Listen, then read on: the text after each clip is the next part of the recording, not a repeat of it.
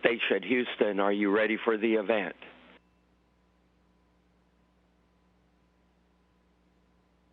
We are ready for the event. KGO TV, this is Mission Control Houston. Please call station for a voice check. Station, this is KGO TV. How do you hear me? KGO, we have you loud and clear. Happy to have you on board the station. Thanks for talking with us this morning. I want to address my first question to Kate, who's our hometown astronaut. Folks back at your high school and at Stanford are awfully proud of you. How do you feel about all the support you're getting from back home and about the school assembly you're going to get to do with Vintage High? Well, it's really fantastic to know that folks at home are supporting us. We're on this orbital outpost, and we circle the globe all the time. But every time we have a pass over the U.S. and over California, I try to make sure and look out and wave a little bit to everybody down below. Kay, this was a long road for you getting to be an astronaut. I heard you had to learn Russian, learn to fly a fighter jet. How long did you have to do all that, and how are your Russian and flying skills now? Well, it's about a 7-year process total that's been for me so far, and that includes a couple years at the beginning when we first get to NASA.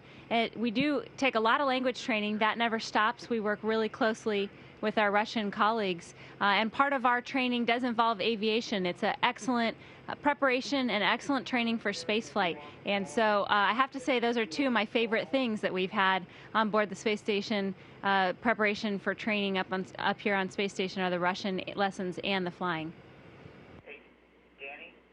Back here on Earth, you studied HIV. Is the research you're doing in space going to help us understand viruses and that sort of illness in a different way than what we were able to do here on Earth? And where are you in the process of setting up that research? Yeah, so I actually studied HIV as well as Ebola, smallpox, Marburg, and Lassa, a lot of the really dangerous ones. So we don't have those on space station, but we are understanding how viruses and the immune system interact. And there's actually a really interesting phenomenon on board where you get some dormant virus reactivation in the human body. So I think we're seeing a lot of really undiscovered things. There's a lot of immunology research, and we're just working on some cell culture and cardiac research today. There's just a whole variety of things to explore about human health up here. Jeff, what can you tell us about Kate as a crewmate? What's it been like teaching her the ropes of living in space, and what are you hoping you can learn from her once her research gets going? Well, it's always fun to be able to share the experience with somebody for the first time, and both Kate and Takuya came up together for their first flight, and they've been a lot of fun to have on board. They bring a lot of enthusiasm on board. Of course, they hit the ground running, figuratively speaking, and they both are doing very well. And of course, she brings a unique background to the crew and with her science background, and is certainly helping me appreciate the science and the research that we have going on board now, as well as what it looks like we're going to be doing in the future. Jeff and then Kate, what are the things that you guys absolutely just love about being up there in space? And for Kate specifically, maybe what are the things that are different from what you expected and what you might miss most about Earth? Well, I've spent a little bit of time up here, but I never get tired of looking out the window and seeing the Earth and seeing the wide variety of things that you can see, from the weather systems to the ground features to the water features to the sunrises, sunsets, aurora. We were watching aurora this morning, you're always finding something new when you look out the window. Yeah, and for me, I think one of the most amazing things was actually that view when you're orbiting the planet. And I frankly thought I wasn't going to be that surprised by it. You work a number of years in mission control. We're used to seeing photographs and videos from space. And it's really quite surprising when you get up here how striking our planet is. I remember my first thought just being, wow, we live on a planet, and it's truly amazing to see. That hasn't worn off yet. I'm like Jeff, I'm still amazed every time I look out the window and see our Earth go by. Kate, as a first-time space traveler, how is the food up there? Do you get to eat any Russian food, or is it all American food? And did you manage to bring any Napa Valley wine with you? It's really phenomenal food up here. So we get Russian food. We can eat dinner with our Russian colleagues, and we all share food together. We get American food. My Japanese crewmate has brought some Japanese food. We've brought things like hot sauces from around the world. So it's actually really phenomenal cuisine. Unfortunately, there's no wine on board Space Station, but it's just a really wonderful food environment. That's one of the great things actually about sharing some meal times with your crewmates is we get to try each other's food and talk a little bit about each other's culture and cuisine. Now, the two of you are scheduled for a spacewalk. So, Kate, what have you been doing to prepare for that spacewalk? And, Jeff, what can you or have you been able to tell Kate about the experience of installing large hardware on that International Space Station? Yeah, so actually after we finish talking to you, we're going to go into the airlock and finish doing some more activities for some prep for the spacewalk. We've, at this point, outfitted our suits. We've assembled all the parts onto the suits, the gloves and the boots, and started to gather all the hardware that's needed for the spacewalk. And I think Jeff can tell you a little bit more about the actual experience. Yeah, we've been talking about it. Obviously, when you go through the training and in preparing for it, you talk to a lot of the folks that have done them before. So Kate has a good idea of what's coming up, but until you experience it, of course, it's just not quite the same. So we spent a lot of time talking about what it's really like out there. We don't have the gravity that we feel in the pool when we do the training. So what are the differences there? We don't move large mass objects on the ground like we do here, so it's a little bit different. Some of those things we can practice inside with heavy objects, but we're going to be talking through the choreography of the spacewalk over and over again, so that we don't have to use a checklist. We know it basically by heart, and of course we'll be talking our way through that when we're outside. We talk about the space station as a floating or an orbiting laboratory. What's the kind of science you can do up there that you just can't do on Earth? And I understand you've got this tiny DNA sequencer and even some cell cultures from Stanford. Why would you do that work in space as opposed to on Earth? Yeah, that's a really great question, and we evaluate all of the research that we send up here specifically for why do we need to use microgravity or the space environment to answer these questions. So, for example, with the cells, the cardiomyocytes that we're using from Stanford, those are heart cells. And one of the things that we're very interested in is cardiovascular function in space. As you get all this fluid shift in your body, the gravity vector is no longer draining fluid into your legs, and that actually affects the cardiovascular system. The second part of that is just the technology development aspect of can we do cell culture in space. On the Earth, you would always have a fluid medium that's floating on top of the cells and is stuck to the cells. Up here, the water forms droplets and floats away. So we have some specialized technology to keep all of that cell culture medium together. And we're doing the kind of demonstrations that show that we can do cell culture and we can grow any kind of cells in space to investigate some really fascinating principles about how the cells grow, divide, organize their structure, signal to each other, and even DNA changes with the small sequencer. What are you hoping to talk to the folks at Vintage High School about? What could you say to them now, and what are you hoping to talk to them about when you do that assembly with them in a little while? Well, I think anytime you get a chance to talk to students, it's just fantastic. It really is inspiring to us, and we draw a lot from their enthusiasm. They're always extremely interested and curious about spaceflight, what we're doing up here. A lot of the questions that you have about the research that we do in the orbiting laboratory, we'll get that from students as well. So it's really fun for us just to be able to share a little bit of our experience and what it's like actually living and working in space on the International Space Station. Last question. What do you do with your free time? Is there Pokemon Go in space? So I got a great piece of advice before flight, which was don't do anything in space that you can do on the ground. So we actually spend a lot of our time looking at the Earth, taking pictures. I'm sort of always poking around for a new science experiment to do. The ground's always got lots of work for us, and it's pretty fun work, so we enjoy doing a lot of that in our free time. And I'll let Jeff let you know what he likes to do, too. Well, for me, like I mentioned before, you never get tired of viewing the Earth. So I've had a hobby up here of taking a lot of photography to try to capture the images that you get and bring the vantage point back to the folks on Earth. Station, this is Houston ACR. That concludes the KGO TV portion of the event. Please stand by for a voice check from the History Channel. Station, this is History. How do you hear me? History Channel, we have you loud and clear. Welcome aboard the International Space Station. Hey, glad to be here. How's it going? Good morning. Jack Osborne It's going here. very well. We stay very busy up here. Ah, good times, good times. Well, thanks for joining us for the first ever Spacebook Live event. Now, I know we've only got 10 minutes, so let's get to it. Jeff, Kate, can you introduce yourselves and tell us how long you've been at the station for? I'm Jeff Williams, and I launched with my Russian crewmates, 2 Russian crewmates, in March, and scheduled to return to Earth in early September. Kate Rubens, and I've been here just almost a month. Ah, cool. How are you guys enjoying it? I'm assuming it's the best job ever. Yeah, there's no denying that. It's absolutely fantastic up here. Everything is surprising.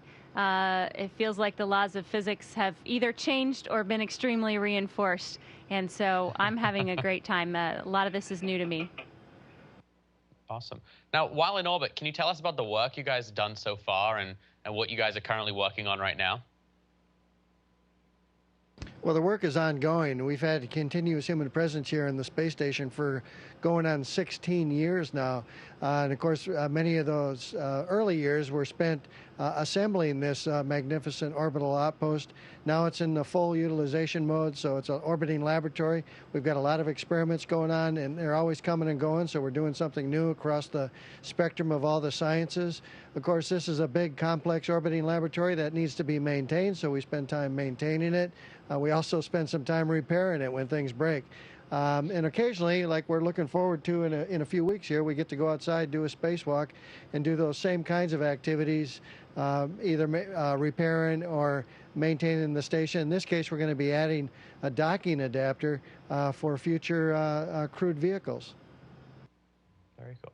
Now, do you guys operate on a 7-day work week? Do they give you any downtime? Yeah, so we actually work about a 5.5-day work week. We get a little bit of free time to look out the window and see the Earth. We're working pretty long days when we're up here. There's a lot of work to be done. There's really a fantastic schedule for us of research. There's hundreds of experiments that we're doing on board every day. And so we want to put the time in and make sure we get good data and good results. And there's always a little bit of maintenance work to be done, like Jeff said. But it's pretty enjoyable when you can float upside down and sideways to get your maintenance work done. Very cool. Now, there's been so many advances in space history. What inspired you guys to become astronauts?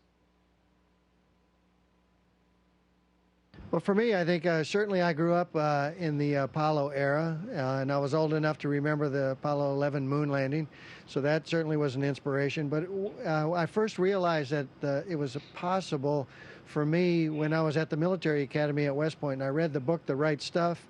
The first Army astronaut, General Bob Stewart, was selected.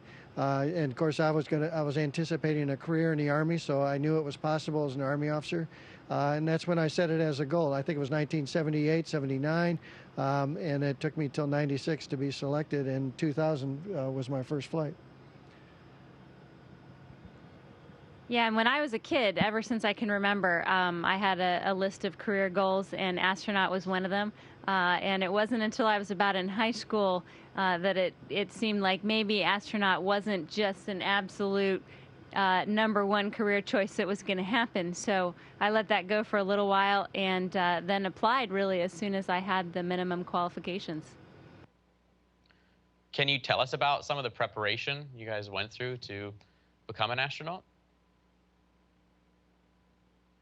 Yeah, we do a lot of training on the ground, so it's years of training before we get assigned to a mission and we fly. And it seems like a kind of a grab bag of training. It's really this pretty diverse set of training, but each element really comes to play once you're on board the space station. So we do things like Russian language. We do a lot of aviation training and flying.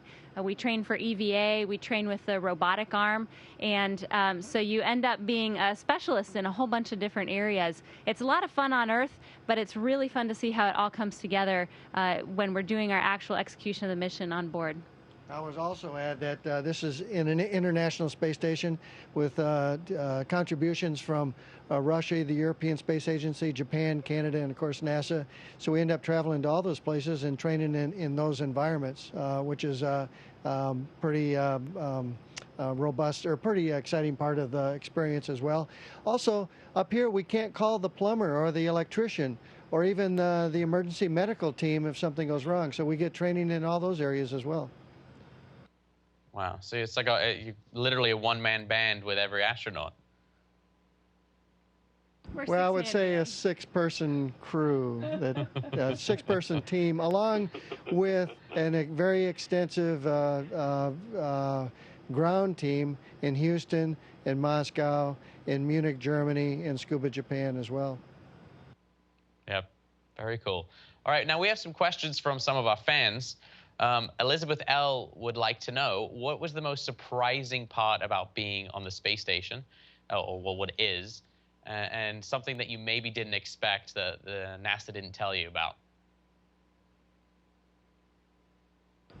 Well, NASA has prepared us really well, but I think nobody can fully communicate to you what it's like when you see the Earth and to be passing over all these different places in the globe. So just as an example for today, Jeff showed me the Himalayas and how the Earth is got all of these different dimensions when you start getting the mountainous structure.